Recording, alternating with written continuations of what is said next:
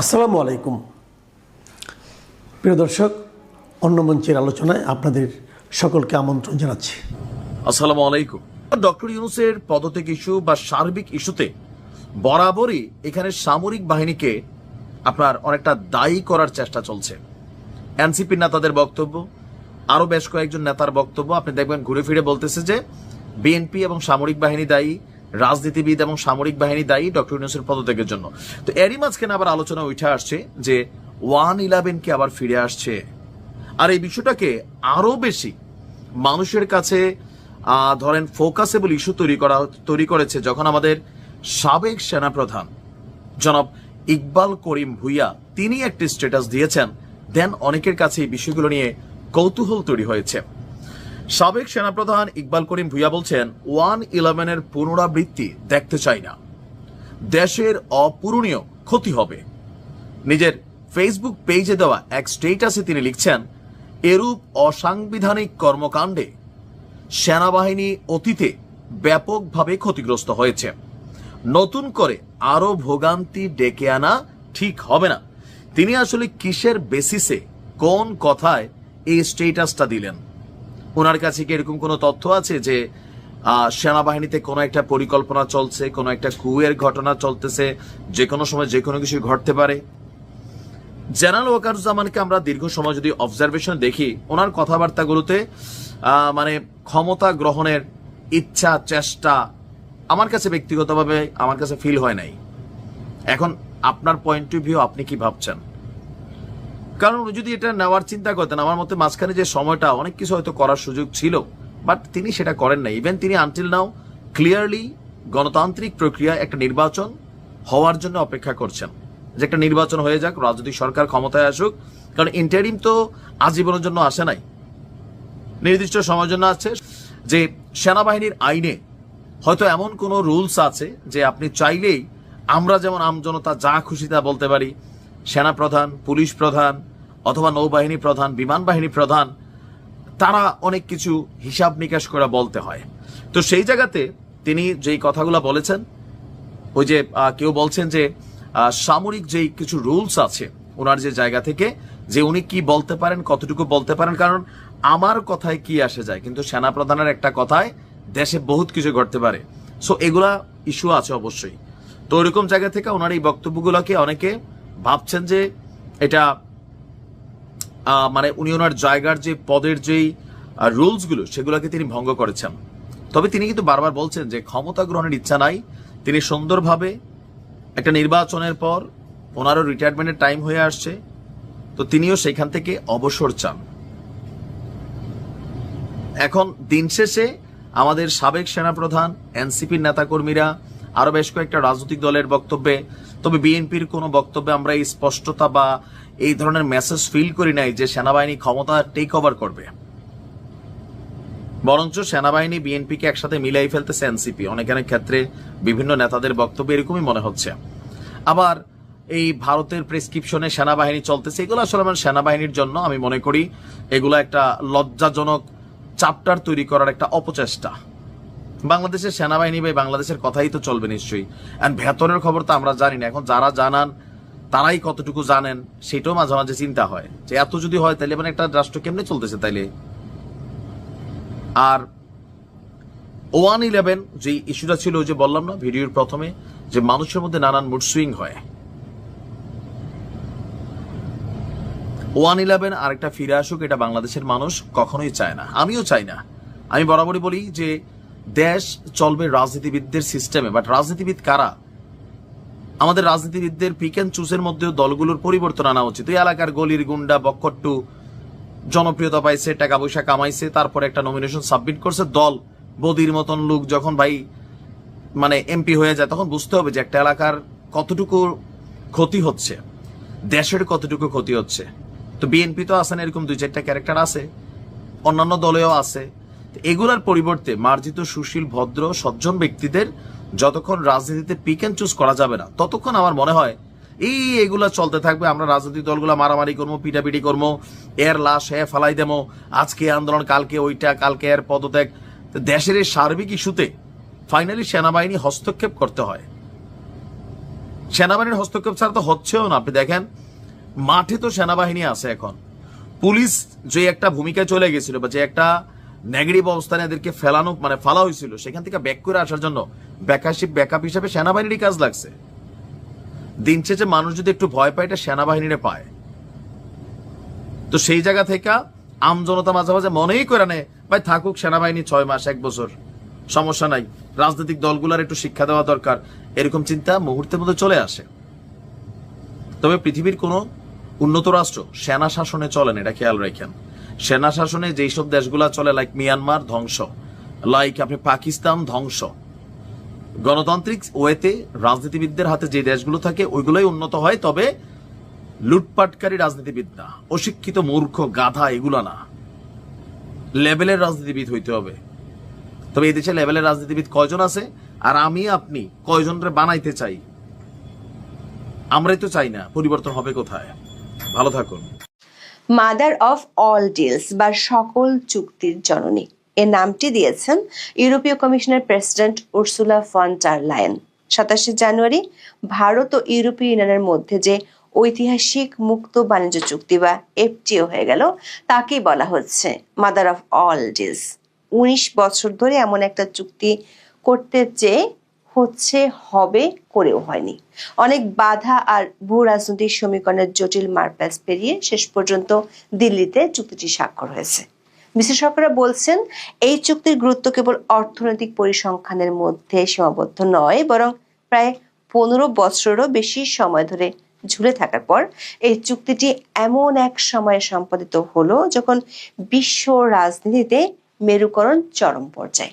বিশেষ করে যখন ডোনাল্ড ট্রাম্পের নেতৃত্বাধীন মার্কিন যুক্তরাষ্ট্রের সাথে ভারতের সম্পর্কের টানাপোড়েন তুঙ্গে এবং বিশ্বজুড়ে বাণিজ্য সংরক্ষণের এক নতুন সংস্কৃতি দানা বাঁধছে। প্রায় 2 বিলিয়ন মানুষের একটি বাজার এবং বিশ্বের মোট জিডিপির 1/4 এক সুতোয় গাঁথার এই প্রয়াস বিশ্ব অর্থনীতিতে এক নতুন মেরুকরণের জন্ম দিয়েছে। প্রশ্ন হলো, বাংলাদেশের পাশের সবচেয়ে বড় প্রতিবেশী দেশটি এমন দাও মারার কারণে বাংলাদেশের সাথে ইউরোপীয় বাণিজ্যে কি কোনো প্রভাব পড়বে? যদি পড়ে, তাহলে সেটি কেমন, মানে বাংলাদেশের জন্য কতটা চিন্তার হতে পারে? গত কয়েক দশক ধরে বিশ্ব অর্থনীতিতে অনেকগুলো বড় বড় চুক্তি স্বাক্ষরিত হয়েছে, কিন্তু ভারত ও ইউরোপীয় ইউনিয়নের মধ্যে সম্প্রতি সম্পাদিত বাণিজ্য চুক্তিটি আগের সব রেকর্ড ভেঙে দিয়েছে। এই চুক্তিকে mother of all trade deal বলার প্রধান কারণ এর ব্যাপ্তি। ইউরোপীয় ইউনিয়ন হচ্ছে বিশ্বের বৃহত্তম ট্রেডিং ব্লক, আর ভারত হচ্ছে বিশ্বের দ্রুততম ক্রমবর্ধমান বড় অর্থনীতি। $2.4 ট্রিলিয়ন সম্মিলিত জিডিপির এই বিশাল বাজার যখন একীভূত হয়, তখন তা কেবল দুটি অঞ্চলের লাভ ক্ষতি নয়, বরং বৈশ্বিক সাপ্লাই চেইনকে বদলে দেওয়ার ক্ষমতা রাখে। বিশেষজ্ঞরা বলছেন এই চুক্তির সফল সমাপ্তির পেছনে অর্থনৈতিক লাভের চেয়ে ভূ রাজনৈতিক বাধ্যবাধকতা অনেক বেশি কার্যকর ছিল। 19 বছর আগে 2007 সালে যে আলোচনার সূত্রপাত হয়েছিল তা 2013 সালে মুখ থুবড়ে পড়েছিল এবং দীর্ঘ সময় ধরে এক প্রকার স্থবির অবস্থায় ছিল। তবে 2022 সাল থেকে আলোচনায় নতুন গতি সঞ্চার হয় এবং 2025 সালের পর থেকে তা অভাবনীয় গতিতে চূড়ান্ত পরিণতির দিকে এগিয়ে যায়। এই নাটকীয় পরিবর্তনের মূলে ছিল ওয়াশিংটন এবং বেইজিং থেকে আসা প্রবল ভূ রাজনৈতিক চাপ, যা ব্রাসেলস এবং নয়াদিল্লিকে তাদের কৌশলগত অবস্থান পুনর্বিবেচনা করতে বাধ্য করেছে। বিশেষ করে মার্কিন প্রেসিডেন্ট ডোনাল্ড ট্রাম্পের হোয়াইট হাউসের প্রত্যাবর্তন এবং তার আমেরিকা ফার্স্ট নীতির আগ্রাসী রূপ এই চুক্তির প্রভাবক হিসেবে কাজ করেছে। ভারতের প্রধানমন্ত্রী নরেন্দ্র মোদীর সাথে ট্রাম্পের ব্যক্তিগত সুসম্পর্ক থাকলেও তা মার্কিন প্রশাসনের লেনদেনমূলক পররাষ্ট্রনীতির সামনে সুরক্ষা কবচ হিসেবে কাজ করতে ব্যর্থ হয়। 2025 সালের জুন মাসে ভারত ও মার্কিন যুক্তরাষ্ট্রের সম্পর্কের এক চরম অবনতি ঘটে, যখন ট্রাম্প দাবি করেন তিনি ভারত ও পাকিস্তানের মধ্যকার একটি সম্ভাব্য সামরিক সংকট নিরসনে কেন্দ্রীয় ভূমিকা পালন করেছেন এবং এর বিনিময়ে তিনি নোবেল শান্তি পুরস্কারের জন্য মনোনয়ন দাবি করেন। পাকিস্তান এই বয়ান সমর্থন করলেও ভারত তা প্রত্যাখ্যান করে, কারণ নয়াদিল্লি বরাবরই দ্বিপাক্ষিক সংকটে তৃতীয় পক্ষের হস্তক্ষেপের বিরোধী। ভারতের প্রত্যাখ্যানকে ট্রাম্প ব্যক্তিগত অপমান হিসেবে গণ্য করেন এবং এর পরবর্তী পদক্ষেপ হিসেবে ভারতের উপর একের পর এক শাস্তিমূলক শুল্ক আরোপ শুরু করেন। মার্কিন যুক্তরাষ্ট্র ভারতের তেল আমদানির উপর প্রশ্ন তুলে এবং রাশিয়া থেকে তেল কিনে তা পরিশোধনের মাধ্যমে পুনরায় রপ্তানি করার অভিযোগে ভারতীয় পণ্যের উপর 50% পর্যন্ত শুল্ক আরোপ করে। নয়াদিল্লি এই পদক্ষেপকে ভণ্ডামি হিসেবে দেখছে, কারণ চীন আরো বেশি রুশ জ্বালানি আমদানি করলেও তাদের ক্ষেত্রে একই ধরনের ব্যবস্থা নেওয়া হয়নি। এই প্রেক্ষাপটে ভারত উপলব্ধি করে মার্কিন যুক্তরাষ্ট্রের উপর অতিরিক্ত অর্থনৈতিক নির্ভরতা তার কৌশলগত স্বায়ত্তশাসনের জন্য হুমকি স্বরূপ। একই সময় ইউরোপীয় ইউনিয়নও ট্রাম্পের শুল্ক হুমকির মুখে পড়েছিল, বিশেষ করে গ্রিনল্যান্ড দখল বা ক্রয়ের মার্কিন প্রস্তাবের বিরোধিতা করায় ইউরোপের 8টি দেশের উপর 25% পর্যন্ত শুল্ক আরোপের হুমকি দেওয়া হয়েছিল। এই সাধারণ শত্রু এবং অভিন্ন চ্যালেঞ্জ ভারত ও ইউরোপকে পরস্পরের কাছাকাছি নিয়ে আসে, যাকে বিশ্লেষকেরা এক প্রকার শর্টগান ম্যারেজ বা বাধ্যতামূলক ঐক্য হিসেবে দেখছেন। প্রায় 20 বছর ধরে আলোচনার পর ভারত আর ইউরোপীয় ইউনিয়ন গত সপ্তাহে মুক্ত বাণিজ্য চুক্তি বা এফটিএ চূড়ান্ত করেছে। এফটিএ বাস্তবায়িত হলে ইউ থেকে আমদানি করা 30% পণ্যের উপর ভারতীয় শুল্ক তাৎক্ষণিকভাবে শূন্য হবে। ইউ কর্মকর্তারা জানান, ভারতে রপ্তানি করা 96.6% পণ্যের শুল্ক উঠে যাবে। এতে বছরে প্রায় 400 কোটি ইউরোর শুল্ক সাশ্রয় হবে ইউরোপীয় কোম্পানিগুলোর। অন্যদিকে ভারতের 90% পণ্যের উপর থেকে শুল্ক তুলে নেবে ইউ। সেটি হলে উভয় দেশের দ্বিপক্ষীয় বাণিজ্য বাড়বে। এই চুক্তির মাধ্যমে ইউরোপের 27টি দেশের সঙ্গে বিশ্বের দ্বিতীয় বৃহত্তম জনসংখ্যার দেশ ভারতের পণ্যের মুক্ত বাণিজ্য শুরু হবে। বিশ্বের 25% মোট দেশজ উৎপাদন বা জিডিপি যৌথভাবে দখলে রেখেছে ইউ ও ভারত। তাদের হাতেই আছে প্রায় 200 কোটি টাকার বড় এক বাজার। এফটিএ কার্যকর হলে ইউ এর বাজারের তৈরি পোশাক, চামড়াজাত পণ্য, হিমায়িত মাছ ও চিংড়ি, প্লাস্টিক সহ বিভিন্ন পণ্যে ভারত শুল্কমুক্ত সুবিধা পাবে। সেটি হলে দুশ্চিন্তা বাড়বে বাংলাদেশের, কারণ এতদিন যে ইউরোপের বাজারে বাংলাদেশের তৈরি পোশাক শুল্কমুক্ত সুবিধা নিয়ে দাপটের সাথে ব্যবসা করে আসছিল, তা হবে বিরাট চ্যালেঞ্জের মুখোমুখি। ইউর বাজারে বাংলাদেশের মোট পণ্য রপ্তানির বড় অংশই তৈরি পোশাক। গত বছরের বাজারটিতে রপ্তানি হওয়া $21 বিলিয়ন মধ্যে 19.71 বিলিয়ন হচ্ছে তৈরি পোশাক, যা বাংলাদেশের মোট তৈরি পোশাক রপ্তানির 50%। গত অর্থ বছরে বাংলাদেশ $39 বিলিয়ন তৈরি পোশাক রপ্তানি করে। নিট পোশাক শিল্পের মালিকদের সংগঠন বিকেএমই এর সাবেক সভাপতি ফজলুল হক প্রথম আলোকে বলেন, বাংলাদেশের তৈরি পোশাক শিল্পের বর্তমান প্রতিদ্বন্দ্বী ভিয়েতনাম এবং ভবিষ্যতের প্রতিদ্বন্দ্বী ভারত বিশ্বের সবচেয়ে বড় বাজার ইউর সঙ্গে এফটিএ করে ফেলেছে। বাস্তবতা থেকে বাংলাদেশ অনেক দূরে। অনেকেই মনে করেন বাংলাদেশের প্রতিদ্বন্দ্বী নেই, এত সস্তায় কেউ পোশাক দিতে পারবে না, কিন্তু ধারণাটি ভুল। ভারত খুব বেশি ব্যয়বহুল নয়। দেশের অনেক রাজ্যে মজুরি কম, তারা তৈরি পোশাক রপ্তানিতে বাংলাদেশকে পেছনে ফেলার লক্ষ্য নিয়েছে। 1975 সাল থেকে এলডিসি বাণিজ্য সুবিধার আওতায় ইউরোপে অগ্রাধিকারমূলক প্রবেশাধিকার পেয়ে আসছে বাংলাদেশ। এর ধারাবাহিকতায় দেশটি বর্তমানে ইউরোপের দ্বিতীয় বৃহত্তম পোশাক সরবরাহকারীতে পরিণত হয়েছে। ডেনিম, ট্রাউজার ও টি শার্টের মতো কয়েকটি পণ্যে বাংলাদেশ চীনকেও ছাড়িয়ে গেছে। এলডিসি গ্রাজুয়েশনের পর বাংলাদেশ যদি দ্বিপক্ষীয় মুক্ত বাণিজ্য চুক্তি বা জিএসপি প্লাস সুবিধা নিশ্চিত করতে না পারে, তবে 2029 সালের পর ইউরোপে পোশাক রপ্তানিতে প্রায় 12.5% শুল্ক গুনতে হবে।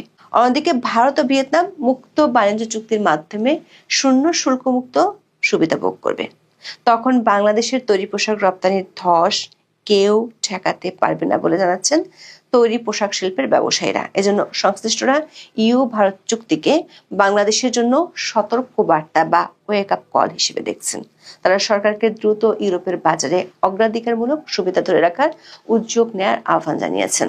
কিন্তু নিজের ঢোল নিজে পেটানোর সরকারের নীতি হলো বাংলাদেশ যাবে না কোথাও, বিশ্ব আসবে বাংলাদেশের কাছে। তেমন সরকারের কাছে গিয়ে ইউ ভারত চুক্তি খুব বেশি চিন্তার বিষয়। এখন এ পর্যন্ত, সবাই ভালো থাকুন, সুস্থ থাকুন। আসসালামু আলাইকুম।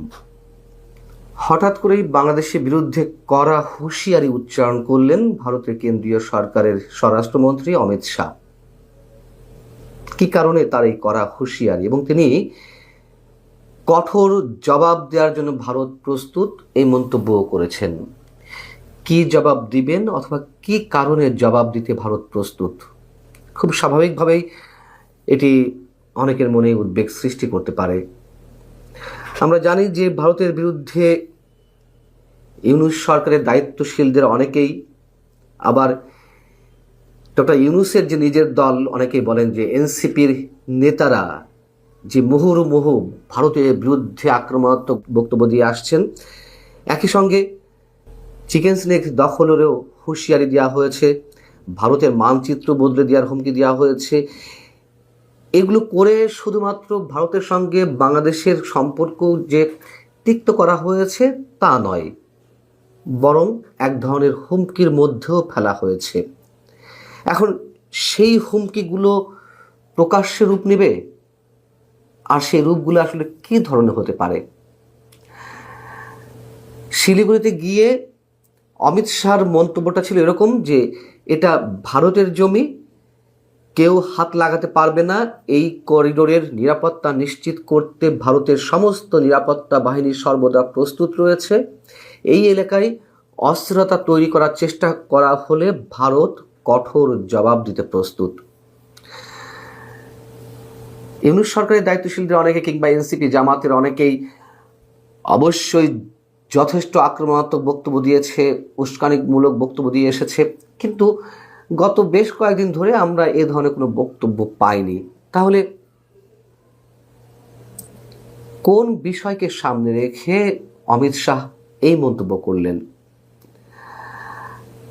এদিকে আরেকটি ঘটনা ঘটেছে। গত কয়েকদিন আগে গণভোটের ভোটের পক্ষে প্রচারণা চালাতে গিয়ে রংপুর এলাকায় ইউনূস সরকারের পরিবেশ, বন ও জলবায়ু বিষয়ক উপদেষ্টা সৈয়দ রেজানা হাসান সঙ্গে নিয়ে গেলেন কাকে? চীনের রাষ্ট্রদূত ইয়াও ওয়েনকে, যেটি এই শিলিগুড়ির চিকেন স্নেক থেকে সামান্য দূরে অবস্থিত। এবং ওই সময় থেকেই ওই ঘটনাকে কেন্দ্র করে আমাদের মনে এক ধরনের শঙ্কা তৈরি হচ্ছিল, এটিও এক ধরনের উস্কানি কিনা। হয়তো সেটিকেও ইঙ্গিত করতে পারেন, সেটিকে ইঙ্গিত করে অমিত শাহ এ ধরনের মন্তব্য করতে পারেন। আবার বিষয়টি কি এমন যে পশ্চিমবঙ্গের নির্বাচন, বিধানসভা নির্বাচন এপ্রিলের দিকে, এই ধরনের বক্তব্য দিয়ে রাজনৈতিক মাঠ উত্তপ্ত করে বিজেপি পশ্চিমবঙ্গের বিশেষ কোনো সুবিধা নিতে চাইছে? হতে পারে, সেটি অস্বাভাবিক নয়। তবে গত কিছুদিনের যে সিমটম, ভারতের যে প্রস্তুতি, সাজে বাংলাদেশের বিরুদ্ধে এক ধরনের কঠোর প্রস্তুতি, সেগুলো কিন্তু আমাদের ভিন্ন কিছু বার্তা দেয়। ভারতের অন্যতম প্রভাবশালী বাংলা দৈনিক সংবাদ প্রতিদিন, তারা অমিত শাহের বক্তব্যকে কেন্দ্র করে কি বলছে, আমি অংশ বিশেষ একটু শোনাই আপনাদের। সংবাদ প্রতিদিন বলছে, অমিত শাহের এই কথা রাজনৈতিকভাবে অত্যন্ত তাৎপর্যপূর্ণ বলে মনে করছেন ওয়াকিবহাল। বাংলাদেশকে বড় বার্তা দিলেন তিনি, এমনই মনে করছে রাজনৈতিক মহল। অন্তর্বর্তী সরকারে, অর্থাৎ বাংলাদেশের ডক্টর ইউনূস সরকার বলা হচ্ছে, অন্তর্বর্তী সরকারের আমলে হিংসার আবহ বাংলাদেশে জঙ্গি নাশকতামূলক কার্যকলাপ চলতে পারে ভারতের বিরুদ্ধে, সেই আশঙ্কার কথাও উঠে এসেছে সাম্প্রতিক অতীতে। ভারতের সীমান্ত এলাকায় আরও কড়া নজরদারি রয়েছে ভারতীয় সেনাবাহিনীর। শিলিগুড়ি সহ উত্তরবঙ্গের অন্যতম অংশ চিকেন স্নেক, ওই অংশে জঙ্গি হামলার আশঙ্কাও উঠছে। চিকেন স্নেকে হামলা চালিয়ে ওই জায়গা দখলের আওয়াজও দিয়েছে বাংলাদেশ। এই চিকেন স্নেকের দিকে নজর রয়েছে চীনেরও। চিকেন স্নেক দখলের মধ্য দিয়ে ভারতের মূল ভূখণ্ডের উত্তর পূর্ব অংশের 7 সিস্টার্সকে আলাদা করে দেওয়ার হুমকিও দেওয়া হয়েছে। এই যে হাসনাত আবদুল্লাহ, সারজিস আলম, আরও কারা কারা যেন এই ধরনের অর্বাচীন বক্তব্য বলা যেতে পারে, এক ধরনের এই ধরনের বক্তব্য দিয়েছেন অর্বাচীনের মতন। সংবাদ প্রতিদিন বলছে যে এবার শিলিগুড়ি থেকে অমিত শাহ বড় বার্তা দিলেন। আমরা তো জানি যে শিলিগুড়ির অদূরে আমাদের তিস্তা প্রকল্প গড়ে ওঠার কথা রয়েছে, দীর্ঘদিন ধরে এই আলোচনা চলছে। চীন এই প্রকল্পে তারা বড় ধরনের অর্থ বিনিয়োগ করতে প্রস্তুত, চীনেরও স্বার্থ রয়েছে। শিলিগুড়ি বা কিংবা চিকেন স্নেক বা ভারতের উপর তারা নজরদারি রাখতে পারবে, যেহেতু ওইখানে তাদের এক ধরনের আধিপত্য থাকবে। তাদের অর্থায়নে তিস্তা প্রকল্প যদি গড়ে ওঠে, যদিও গত 1.5 বছরে এই সরকারের সময়ে মাঝে মাঝে আলোচনাগুলো সামনে এসেছে, ফাইনালি কিছু করা হয়নি। তো যেটি বলছিলাম যে গত কয়েকদিন আগে সৈয়দা রেজওয়ানা হাসানের সঙ্গে যখন চীনের রাষ্ট্রদূত ইয়াও ওয়েন রংপুরের কাউনিয়া উপজেলার তিস্তা নদীর ভাঙল কবলিত এলাকা পরিদর্শনে গেলেন এবং ভোটের প্রচারণা পরিদর্শনে সৈয়দা রেজওয়ানা হাসান গেলেন, সেই একই সাথে যাওয়া হয়েছিল। তো এই যে কাউনিয়া উপজেলার এর ঠিক পূর্ব দিকের সীমান্তে শিলিগুড়ি করিডোর, ভারতের গোয়েন্দারা নাকি বলছে তাদের মতে উদ্বেগের মূল কারণ হচ্ছে এই অঞ্চলের সমস্যা দেখা দিলে উত্তর পূর্বাঞ্চলের প্রায় 5 কোটি মানুষের নিরাপত্তা বিঘ্নিত হবে। চিকেন স্নেক এলাকাটি নেপাল, ভুটান, বাংলাদেশ ও চীনের কাছে। যাই হোক, এই সমস্ত বিষয়কে কেন্দ্র করেও সাম্প্রতিক সময়ে আমরা দেখেছি ভারতের বিভিন্ন ধরনের প্রস্তুতি। লালমনিরহাটে আমাদের একটি পুরানো বিমান ঘাঁটি ছিল, যেটি চিকেন স্নেক এলাকা থেকে সামান্য দূরে, সেটি চালু করার বিষয়ে উদ্যোগ নেওয়া হয়েছে। সেখানেও চীন যে প্রযুক্তিগত সহায়তা দেবে এটি ভারতের উদ্বেগের কারণ। এই সব জায়গা থেকে এর পরপরই শিলিগুড়ি করিডোর ঘিরে নিরাপত্তার বলয় তৈরি করা হয়েছে। দিনাজপুরের ভারতের দিনাজপুরের চোপড়া, অসমের ধুবড়ী এবং বিহারের কিষানগঞ্জে সামরিক ঘাঁটি তৈরি করা হয়েছে, 3টি সামরিক ঘাঁটি। এগুলো পুরনো খবর আপনারা জানেন যে অপারেশন তিস্তা প্রহর নামে একটি বিশেষ অভিযান শুরু করে ভারতীয় সেনাবাহিনী, যার মাধ্যমে এই করিডোরের নিরাপত্তা আরও জোরদার করা হয় এবং বাংলাদেশ সীমান্তে নজরদারি বাড়াতে দ্বিতীয় বিশ্বযুদ্ধের সময় তৈরি বর্তমানে পরিত্যক্ত অবস্থা আছে এয়ার স্ট্রিপ বা ভারতের যে বিমান ঘাঁটিগুলো সেগুলো চালু করতে তৎপরতা শুরু হয়েছে। আধুনিক অস্ত্র সেনাবাহিনী ঘাঁটিতে আনা হয়েছে। আত্মরক্ষার জন্য ঢাল হিসেবে S-400 ডিফেন্স সিস্টেম ব্যবহার করা হচ্ছে বা প্রস্তুত রাখা হয়েছে। রাশিয়ার কাছ থেকে কেনা সারফেস 2 ইয়ার মিসাইলও প্রস্তুত রাখা হয়েছে বাংলাদেশের সীমান্তে। ইউনুস সরকার আসার পর থেকে মৌলবাদী শক্তির একটি উত্থান, সাম্প্রদায়িক একটি গোষ্ঠীর চরম আস্ফালন, ভারতকে উদ্দেশ্য করে নানান ধরনের বক্তব্য সেই মহল থেকে আমরা শুনতে পাচ্ছি। কিন্তু এই যে নির্বাচন 12ই ফেব্রুয়ারি, নির্বাচন বানচালের কথা আমরা বিভিন্ন জায়গা থেকে শুনছি। ভারত নিশ্চয়ই চুপচাপ বসে নেই যে ওয়াশিংটন পোস্টের যেই রিপোর্টটি সর্বশেষ সেটি নিয়ে যথেষ্ট আলোচনা হচ্ছে। যাই হোক, সেটি আলোচনা না এলেও কম বেশি তো শোনা যাচ্ছিল যে জামাত ক্ষমতায় আসতে পারে, যে কোনোভাবে ক্ষমতায় আনা হতে পারে। সাথে যে ইসলামী শক্তিগুলো রয়েছে, ভারতকে একেবারে মাঠ ছেড়ে দেবে যুক্তরাষ্ট্রকে, নাকি তাদেরও কোনো তৎপরতা রয়েছে? আমি বলছি না ভারত কোনো সামরিক হামলা করতে পারে, তবে যথেষ্ট পরিকল্পনা ভারতের রয়েছে, তারও নানান ধরনের ইঙ্গিত আমাদের সামনে রয়েছে। আসসালামু আলাইকুম। বাংলাদেশে তো এবার প্রথম নির্বাচন হচ্ছে, তাই না? এই যে 50 বছরের বাংলাদেশে কোনো নির্বাচন হয়নি এবং বিচারপতি শাহাবুদ্দিন আহমেদের সময় যে নির্বাচন হয়েছে সেই নির্বাচনও মানে নির্বাচন না, ওইটাও ভুয়া নির্বাচন ছিল। দেখতাম আমার একটু খুব স্বাদ যে অন্তত বিচারপতি শাহাবুদ্দিন সাহেবের ওই নির্বাচনটার মতন, 91 নির্বাচনটার মতন, বিচারপতি হাবিবুর রহমান, লতিফুর রহমান নির্বাচন বাদ দিলাম, ওইরকম একটা নির্বাচন করাইতে পারে কিনা। আর ওই দেশে যেহেতু একটা আপনার মানে প্রথমবারের মতো নির্বাচন হচ্ছে, মানে এটা আমার কথা না, তো এটা ডক্টর ইউনূস এবং তার আশেপাশে যে চামুন্ডারা আছেন তাদের বক্তব্য ধরলে আপনার এইটাই মানতে হবে যে এটা প্রথম নির্বাচন। তো এই জন্য বোধ হয় বাংলাদেশে আর 300 আসনে ভোটও হয়নি, ভোট গণনাও হয়নি। এই যে প্রেস সচিব যে এর আগে ঘোষণা করেছিল যে ফলাফল ঘোষণায় বিলম্ব হতে পারে নির্বাচনের প্রায় 1 মাস আগে, আপনাদের কি মনে হয় আমরা কেউ কিছু বুঝি না? সব বলদ, মানে 1 মাস আগে উনি বুঝে গেছেন উনি কি পরিমাণ ভেতরের খোঁজ রাখেন, তাইলে মেকানিজমটা কেমন সাজানো আছে যে ওই মেকানিজমটা করতে একটু সময় লাগবে, এটা 1 মাস আগে বুঝে গেছেন। রাজনীতিবিদরা বুঝে না, রাজনীতিবিদরা যে বুঝে না এটা আপনাদেরকে আরেকটা আমি উদাহরণ দিয়ে দেখাবো। আচ্ছা, প্রেস সচিবের কথাটা আমি আপনাদেরকে মনে করিয়ে দিই। আপনার কি জানো, শফিকুল আলম, তিনি যা বলছিলেন আপনাদেরকে ডেটটাও বলি। তিনি হচ্ছেন 22 জানুয়ারি, মানে নির্বাচনের 20 দিন আগে, তিনি বলছিলেন যে নির্বাচনের ফল ঘোষণায় বিলম্ব হতে পারে। মনে আছে? আরেকটুখানি শুনেন অল্প। আসন্ন ত্রয়োদশ জাতীয় সংসদ নির্বাচনের ফল ঘোষণায় কিছুটা দেরি হতে পারে বলে জানিয়েছেন অন্তর্বর্তী সরকারের প্রধান উপদেষ্টার প্রেস সচিব শফিকুল আলম। তিনি একটা প্রোগ্রামে বলেছেন যে আসন্ন ত্রয়োদশ জাতীয় সংসদ নির্বাচন ও জুলাই জাতীয় সনদ বাস্তবায়ন সংক্রান্ত গণভোটকে সামনে রেখে সার্বিক আইন শৃঙ্খলা পরিস্থিতি নিয়ে প্রধান উপদেষ্টা কার্যালয়ে একটা সভা হয়। সেই সভা শেষে প্রেস সচিব বলেন যে এবছর নতুন অনেক পদক্ষেপ নেওয়া হয়েছে। আমরা চাচ্ছি খুব ভালোভাবে ভোট গণনা হোক, সেক্ষেত্রে কিছু বিলম্ব হতে পারে ভোট গণনায়। তার মানে অতীতে আমাদের ভালোভাবে ভোট গণনার কোনো অভ্যাস নাই, না আমরা ভোট গণনা করে দেখি নাই। ভাই হয় কি জানেন, জাতীয় নির্বাচন সাধারণত রাত 10টার মধ্যে বুঝে ফেলা যায়। 10টার মধ্যে বাংলাদেশে ম্যাক্সিমাম কেন্দ্রে ভোট চলে আসে, তারপরে রাত 2টায় গিয়ে এটা প্রায় পরিপূর্ণতার দিকে পৌঁছায় এবং ততক্ষণে সরকার গঠন নিশ্চিত হয়ে পড়া যায়। আর দু একটা আসলে একটু জটিলতা থাকে কোনো কোনো কারণে, সেগুলো এবং যেগুলা কোনো না কোনো পক্ষ কোনো মেকানিজম করতে চায় বা গন্ডগোলও হয়, সেগুলো হয়তো গিয়ে দেখা যায় যে ভোর রাত বা সকাল হয়েছে এরকম উদাহরণ খুব কম, ভোর রাতে গিয়ে পূর্ণ ফলাফলটা জানা যায়। কিন্তু এর বেশি সময় মানে সকাল 6 বিকাল 4টায় যদি বা 5টায় ভোট গণনা শেষ হয়, তার পরদিন ভোর রাত গিয়ে ভোর 5টা-6টার পরে 10-12 ঘন্টার বেশি সময় লাগে না। কিন্তু এইবার তারা বেশি সময় লাগতে পারে বলে কি বুঝেছেন, গণভোট একটা আছে বলে।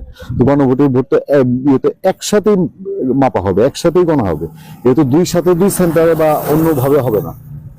যাক, এই যে এই পয়েন্টটা যে একটা কিছু কটু চাল, কোন একটা অসৎ উদ্দেশ্যে, এইটা বোধ হয় বিএনপির একটা অংশ বুঝে গেছে, অলরেডি বুঝে গেছে বলেই বিএনপির পক্ষ থেকে বোধ হয় এটা নিয়ে একটু কথাবার্তা বলার চেষ্টা করা হচ্ছে। এবং সেটা কে বলছেন? যিনি এই নির্বাচন নিয়ে চক্রান্তের বেশ কিছু লক্ষণ দেখতে পাচ্ছেন, তিনি কিন্তু এর মধ্যে বলেছেন যে জামাতে এই করতে চায়। সেগুলো তার স্ত্রী বলেছেন গতকালকে যে শুধুমাত্র ঢাকা 8 আসনে 8 লাখ বোরকার অর্ডার দিয়েছে জামাত ইসলামী। আচ্ছা, এবার তিনি বলছেন যে মির্জা আব্বাস বিএনপি স্থায়ী কমিটির সদস্য, ঢাকা 8-এর প্রার্থী, নির্বাচনের ফল প্রকাশে 12 ঘন্টার বেশি দেরি মানব না। মির্জা আব্বাস নির্বাচনের ফল ঘোষণায় কোনো ধরনের কালক্ষেপণ বা অস্বচ্ছতা মেনে নেওয়া হবে না বলে হুঁশিয়ারি দিয়েছেন বিএনপি স্থায়ী কমিটির সদস্য মির্জা আব্বাস। তিনি পল্টনে এক আলোচনা সভায় বলেন, নির্বাচন কমিশন ফল দিতে 3 দিন সময় লাগবে বলে জানাচ্ছে। এই দীর্ঘ সময়ে কাকে জেতাতে তারা এমন পরিকল্পনা করছে তা সরকারকে খতিয়ে দেখতে হবে। 3 দিন, বুঝেন? আমি যে বলছি যে উদ্দেশ্য বিধেয় ভালো না, কিছু একটা খারাপই আছে। 3 দিন সময় লাগবে? কোন পাগল এটা বিশ্বাস করবে যে বাংলাদেশের 300 আসনে ভোট গণনায় 3 দিন সময় লাগবে? মির্জা আব্বাস বলেন, আমরা একটি স্বচ্ছ নির্বাচন চাই। সরকার এবং নির্বাচন কমিশন দেশবাসীকে একটি ভালো নির্বাচন উপহার দিবে, এটাই আমাদের প্রত্যাশা। তবে ফলাফল ঘোষণায় যদি 12 ঘন্টার বেশি দেরি করা হয়, তবে বুঝতে হবে তাদের মধ্যে অসৎ উদ্দেশ্য আছে। কোনো ধরনের অসততার কারণে জনগণের কষ্টার্জিত ভোটাধিকার নষ্ট হতে দেওয়া হবে না। পোলিং এজেন্টদের শক্ত অবস্থানে থাকার নির্দেশ দিয়ে তিনি বলেন, নির্বাচনের ফলাফল ঘোষণা আগ পর্যন্ত কোনো অবস্থাতেই পোলিং এজেন্টরা কেন্দ্র ত্যাগ করতে পারবেন না। এটা ঠিক এবং এটা বাস্তবসম্মত। এটা তো অবশ্যই বাস্তবসম্মত কথা যে পোলিং এজেন্টরা যদি আপনার এই ফল ঘোষণা না করে বলে যে ডিসি সাহেব ফল দিবে, চলেন যাই ভাই ডিসি অফিসে যাই, এটা অতীতে এই ধরনের নজির আছে। এখন আসেন যে এই নির্বাচন, এর আগে আমি আপনাদেরকে একটা আলোচনায় বলেছি যে কোনো কারণে সরকারের যদি ইচ্ছা থাকে, যেটা চারদিকে আলোচনা যে সরকার কি শেষ পর্যন্ত জামাতে ইসলামীকে চায় কিনা, বা শক্তিশালী কোনো অংশ জামাতে ইসলামীকে চায় কিনা, বা আমেরিকা জামাতে ইসলামীকে চায় বিএনপিকে চায় না, এই ধরনের কোনো কিছু যদি বাস্তবায়ন করতে হয়, আর জামাতকে যদি দেখা যায় যে নিশ্চিতভাবে যতটা গর্জেছে ততটা বসছে না, জামাত যদি পরাজয়ের দিকে থাকে, তাহলে, এবং নাম্বার 2 খুব গুরুত্বপূর্ণ, গণভোটের ফলাফল যদি নায়ের দিকে যায়, এটা ব্যবধান থাকবে আমার ধারণা অন্তত 80-20 ব্যবধান থাকবে। সরকার এখন যে কাছা দিয়ে ক্যাম্পিং এ নেমেছে, এই ক্যাম্পিং এর পরেও 20% বেশি হায়ের পক্ষে ভোট তুলতে পারবে না। এটা পারবে না, কোনোভাবেই সম্ভব না বাংলাদেশ।